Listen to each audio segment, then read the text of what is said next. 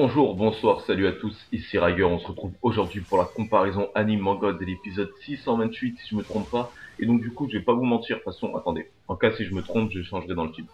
Je vais pas vous mentir, toute la première partie de l'épisode, quasiment tout, hein, le premier tiers on va dire, hein, après les longs résumés tout ça, ça m'a pas étonné, je l'ai vu venir, j'avais compris que c'était quoi, la faiblesse, bon je pense pas qu'il faut être un grand génie pour avoir compris, mais voilà, c'est pour vous dire, moi j'ai pas du tout été surpris, les petits flashbacks, les petits trucs comme ça, jusqu'au moment où Bride utilise un peu son fruit contre lui.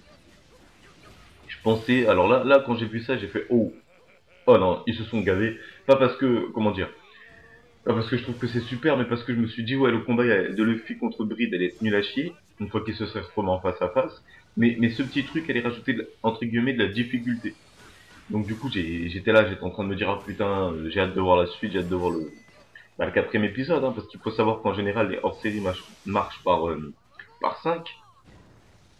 En gros, on a un mois de hors-série.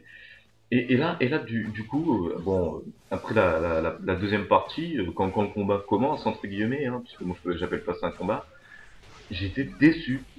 J'étais déçu parce que j'étais en train de me dire, ouais, le combat va être assez stylé, hein, un peu comme Lao versus Luffy.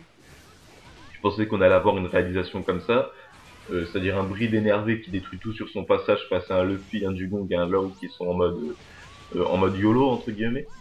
Et non, en fait. Et en fait, non. En fait, c'est un coup de poing. Un coup de poing. Enfin, deux, mais bon, c'est lourd de voir ça parce que du coup, dans ta tête, tu te dis, ouais, il y a eu toute cette intrigue, tout ce truc, tous ces genres, ouais, le pied là au sang mort, tous ces trucs comme ça, juste pour qu'à la fin, le fil lui donne un seul coup de poing. Franchement, j'étais un peu déçu. Mais bon, pas grave, hein, franchement, Bride, bah, j'ai bien aimé le hors-série, hein, j'ai pris du plaisir à le regarder, même si c'est pas le meilleur hors-série que j'ai vu. Voilà, c'était pour dire, voilà, moi, je suis pas déçu, entre guillemets, c'est un hors-série, après, peut-être que c'est pour ça. Peut-être que c'est pour ça, peut-être que parce que c'est un hors-série, je me dis, ouais, faut être indulgent. Ouais, je connais ce mot, l'air de rien, je suis pas si bête que j'en ai l'air.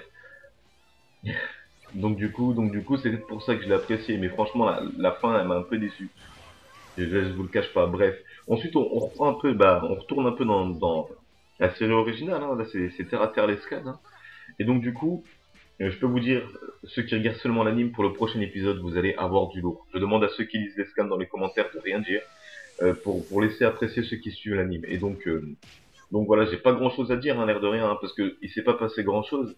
Au fond, dans l'anime, hein, c'était beaucoup de blabla quand même. Euh, et donc voilà, donc sur ce, je vous dis à la prochaine pour une prochaine vidéo. C'était Ralger.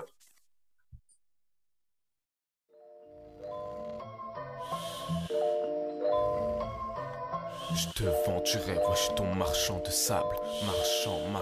Marchand de sable. On dit que l'inspi viendrait la nuit. Pour moi c'est pratique vu que je souffre d'insomnie. Le genre de mec qui a toujours pareil, somnambule au réveil, qui squatte son lit, mais en dépit de mon sommeil. Dis-toi que je te vends du rêve, une mélodie qui t'apaise, par un MC qui te berce et qui erre sans bruit, comme un loup-garou le soir.